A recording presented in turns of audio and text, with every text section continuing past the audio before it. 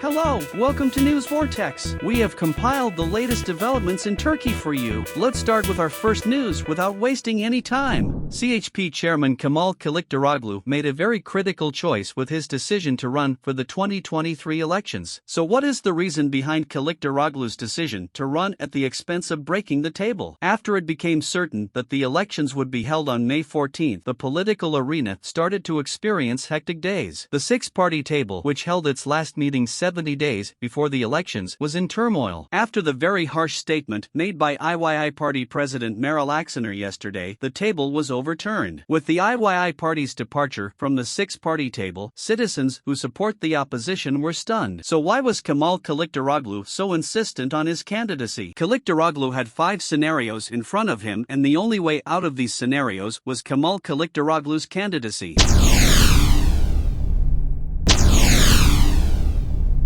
If the İYİ Party gets its way in the presidential elections and Istanbul Mayor İmamoğlu or Ankara Mayor Mansur Yavaş is declared as the joint candidate of the six-party ticket, CHP leader Kılıçdaroğlu will be in danger. In the first possibility, if İmamoğlu or Yavaş loses the election with a high percentage of votes, Kılıçdaroğlu's name will come to the forefront as the leader instead of Kılıçdaroğlu.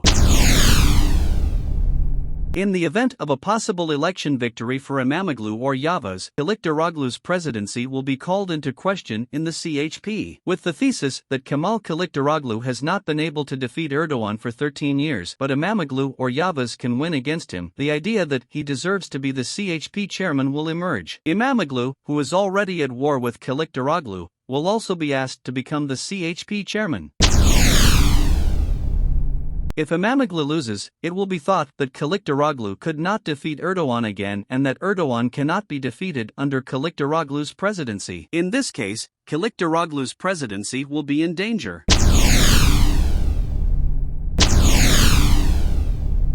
If CHP leader Kemal Kılıçdaroğlu himself becomes a joint candidate, the danger will not be over. If Kılıçdaroğlu fails to win the election, he will once again be frustrated in a race he has lost many times. If many parties fail to unite and defeat President Erdogan again, it will cause a major rift in the opposition. It is emphasized that in this scenario, the 6 parties at the same table would start blaming each other, and Kılıçdaroğlu, who has failed to overthrow President Erdogan's government for 13 years through various means, would now be on the agenda to end his presidency.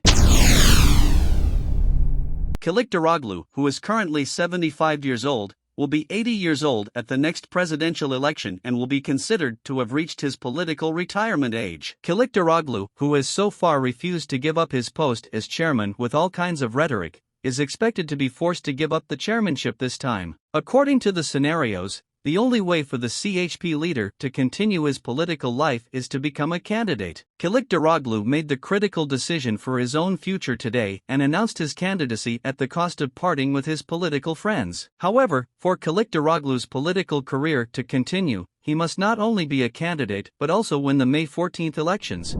Singer Zeynep Bastık, who was unable to perform for weeks because she broke her spine, was fined 155,000 TL for advertising alcoholic beverages in her music video. Bastık's clip, which was watched 10 million times, was also taken off the air. Zeynep Bastık, who made a name for herself with her song performances as well as her social media posts, got into trouble with the video she published on her YouTube channel on September 16, 2022. Zeynep Bastık, who advertised alcoholic beverages in her video clip, was fined 155,712 TL. The singer's clip, which reached 10 million views, was removed from the broadcast. Zeynep Bastık did not make any statement on the subject. Zeynep Bastık, who has been living a secluded life for a while after the earthquakes in our country, talked about the days she lived on her Instagram account, saying that she had a hard time. Bastık used the following statements. Let's see your face, we miss you, you say. I miss you very much too. But because of these bad times we have been through, I have had difficulty in recovering my mentality like everyone else. But we don't forget, we won't forget. We are just looking for ways to heal. I know that all of our hearts are shattered, our minds are fuzzy. I know that we need to embrace each other the most. We need love. I'm preparing myself for this. I haven't gone anywhere, I'm around. I've just retreated into my shell a bit. We will embrace each other with beauty as soon as possible.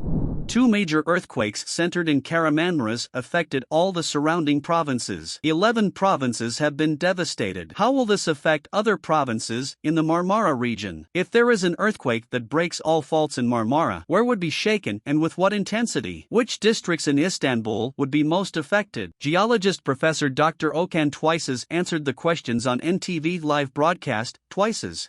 When a strike-slip fault breaks, it creates a greater intensity at the ends of the fault. Due to the directional effect of the fault, Yalova and Sarkoy are the places that will be shaken the most. There are 1,160,000 buildings in Istanbul's building stock, and it is a fact that 500 to 600,000 of them are not very earthquake resistant. In a 7.6 earthquake, we mean that the ground shaking will be felt at a magnitude of 10. When there is a bad ground, it magnifies the earthquake waves. There are very few places in Istanbul where ground liquefaction is expected. Places such as Velifendi, Kadıköy Kırbagalidere, Veytinkadezi Lycos stream are old stream beds. There is a possibility of liquefaction here. Lateral faults in Istanbul do not generate tsunamis. There is an area filled with mud brought by the streams coming from the Kokili Peninsula of Istanbul. If these muds suddenly move towards the depressions here, this will create a tsunami. It turns as it passes in front of the islands. These segments can produce earthquakes on their own. If there are fractures in pieces, earthquake magnitudes will drop to 7, maybe below 7. Preparations should be made according to the worst-case scenario. In the Pazarcık earthquake, the Narli segment broke first. It is a small piece. The stress coming from it is transferred to the Eastern Anatolia fault and it breaks in 2 parts. One piece of fault goes north and the other goes south. Then on February 20th, 6.4 happened. The worst scenario in Marmara is that all of them break in one earthquake. There are also smaller scenarios. The maximum it can produce here is 7.6. We have come to the end of today's news. Thank you for watching and we wish you healthy and safe days. See you in the next video.